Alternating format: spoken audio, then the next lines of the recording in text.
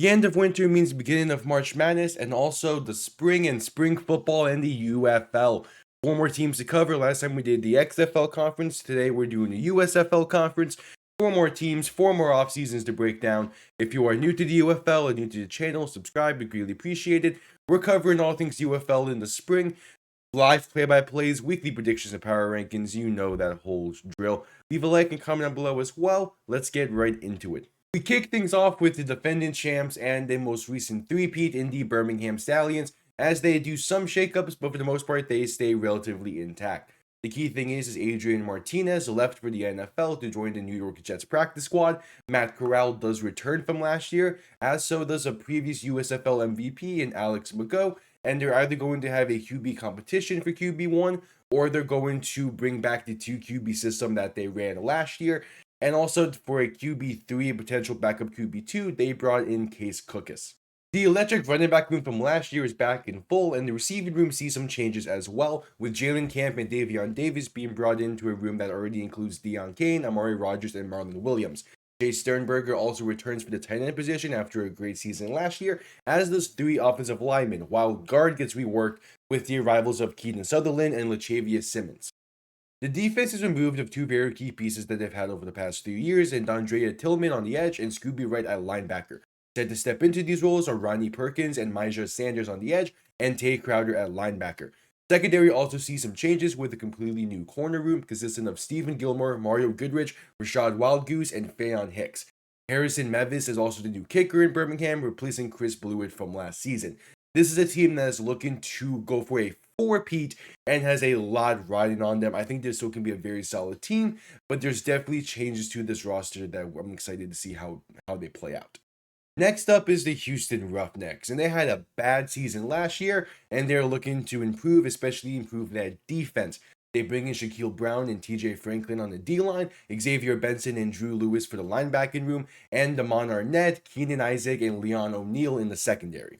The offense keeps some key pieces, plus bringing good depth. Nolan Henderson is set to lead the way behind center, with Kurt Merritt returning after a bad injury last year.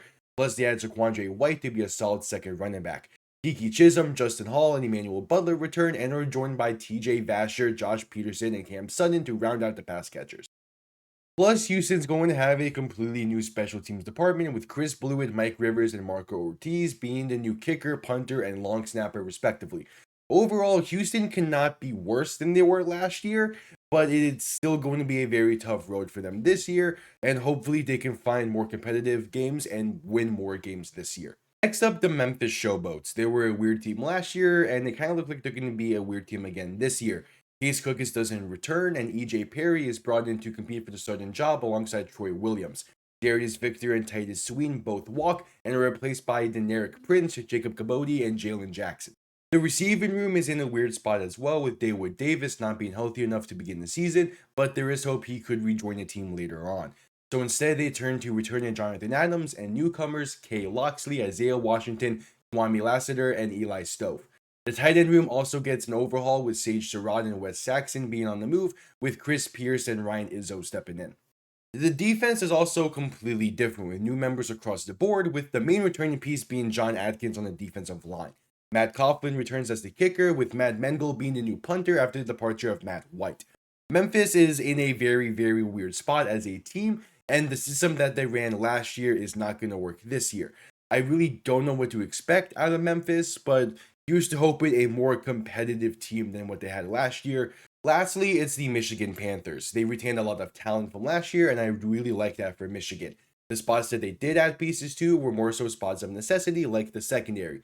Nate Brooks, Corian Ballard, and Keith Gibson all depart, and Kenai Lovely, DJ Miller, Tyree Gillespie, and Arnold Tarpley all arrive. On offense, they signed 2 of their draft picks and tackled Brian Dooley and quarterback Rocky Lombardi, who gets to compete for the QB1 job with Bryce Perkins and Danny Edling. Nate McCrary and Matt Colburn returned to the running back room that also added Jaden Sheridan. Marcus Sims, COC Marner, and Samson Nakua return alongside tight end Cole Higutini to be the primary pass catchers, with Jalen Moore, Xavier Malone, and Malik Turner added on top. Weirdly enough, the biggest hole they were trying to fill was replacing Jake Bates, who really found a footing in the NFL as the kicker for the Detroit Lions this past NFL season. Well, in comes BT Potter out of Clemson to try and live up to the hype. Plus, they have a new punter in Seth Vernon as well. So Michigan is trying to get over the hump and make it to the UFL championship game after coming a game shy last year. We shall see if they are able to. Alright, and there you have it, breaking down the UFL offseason real quick right there. And the UFL season begins very shortly. But real quick, random predictions for the USFL conference. I do have the Stallions and Panthers being the top two teams, followed by Memphis and Houston. It's just the obvious ones in this case, although we'll not be surprised if a team like Houston does surprise people. But yeah, with all that being said, thank you all for tuning in. I'll see you all next time. Have yourselves a damn good one. Peace.